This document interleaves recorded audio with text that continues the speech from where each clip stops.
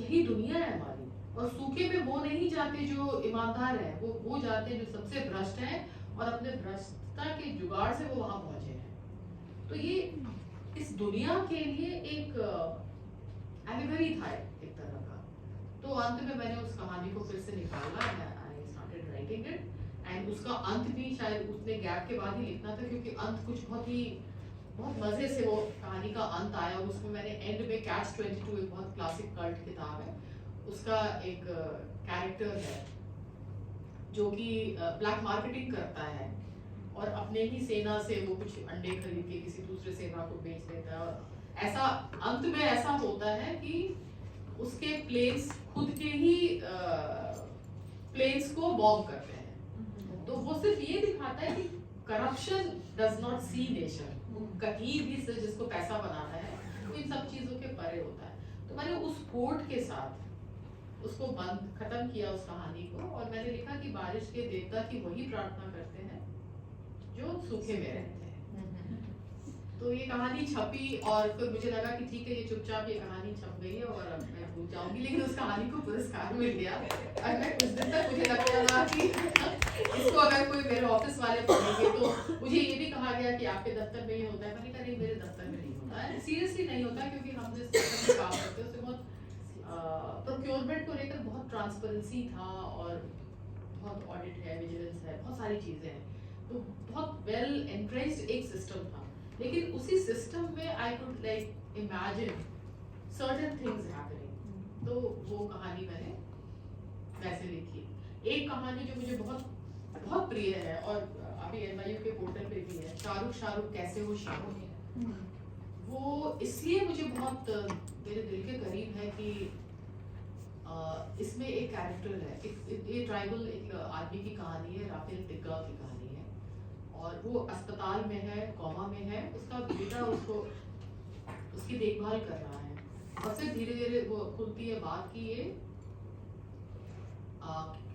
Mission school में पढ़ता था, उसको कहा गया कि तुम अगर क्रिश्चियन बन जाओगे तो ये तुमको ये चीजें, ये सुविधा मिलेंगी स्कूल वगैरह। तो ये एक बात सच है कि मैं पॉलिटिकल अगर उस एरिया में न जाऊं तो रांची के जो इंटीरियर इलाकों में बहुत सारे मिशनरीज हैं जिन्होंने स्कूल्स खोले, कन्वर्ट भी किए होंगे, मैं उसको डिनाई नहीं कर रही, लेकिन स्कूल्स। और मैं खुद एक ऐसे स्कूल में पढ़ी हूँ, मैं सेक्रेड हार्ट कॉन्वेंट में पढ़ी हूँ, तो वो मिशन का स्कूल था और वहाँ से बहुत हम लोगों ने बहुत अच्छी चीज़ें भी सीखी।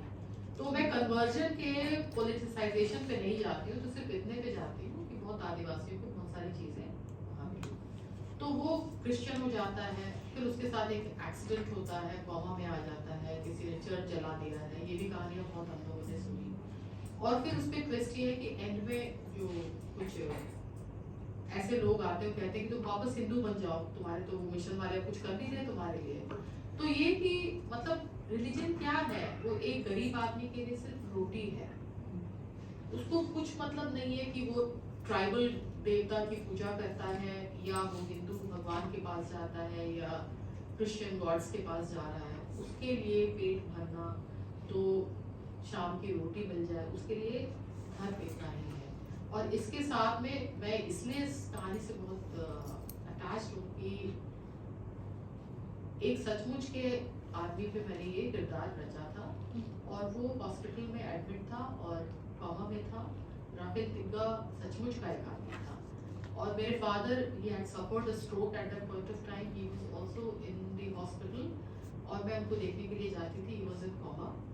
तो मैं जाती थी और बाद में एक ICU से हटा के एक न्यू डिपेंडेंस वार्ड था जिसमें 4 पेशेंट्स थे।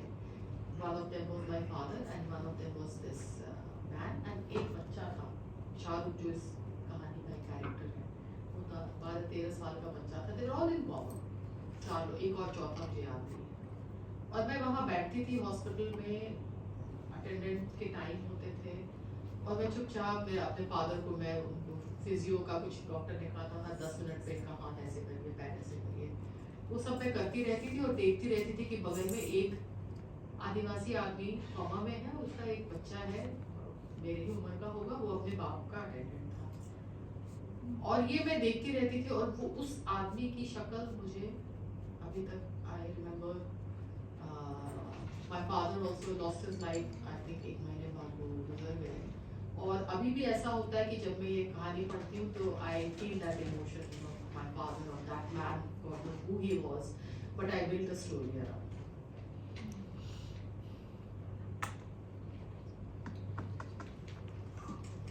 नमस्ते जी, मेरा नाम है नीलाक्षी फुकर और मैं नॉर्थ कैरोलिना स्टेट यूनिवर्सिटी में पढ़ाती हूँ। वैसे मुझे भी आदिवासियों की कहानियों के प्रति बहुत ही श्रद्धा है और मैंने आपके बारे में इतना नहीं पढ़ा है, लेकिन मुझे लगता है मैंने ये कहानी गैब्रिएला जी की वेबसाइट पे ही पढ़ी है।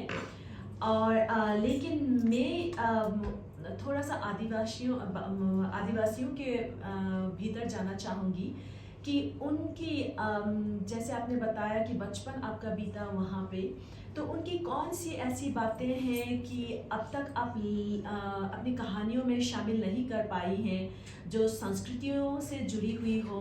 और आपने बताया कि आप बहुत अलग अलग जगहों पे जाना पसंद करती है, क्या वहाँ पे भी आपने ऐसा कुछ देखा जो आपको लगा कि इन सारी संस्कृतियों से जुड़ी हुई बातों को मुझे अपनी कहानियों में शामिल करना है?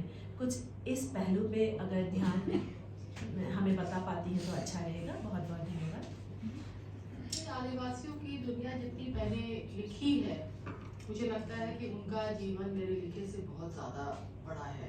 बहुत सारी ऐसी चीज़ें हैं जो शायद मैं आउटसाइड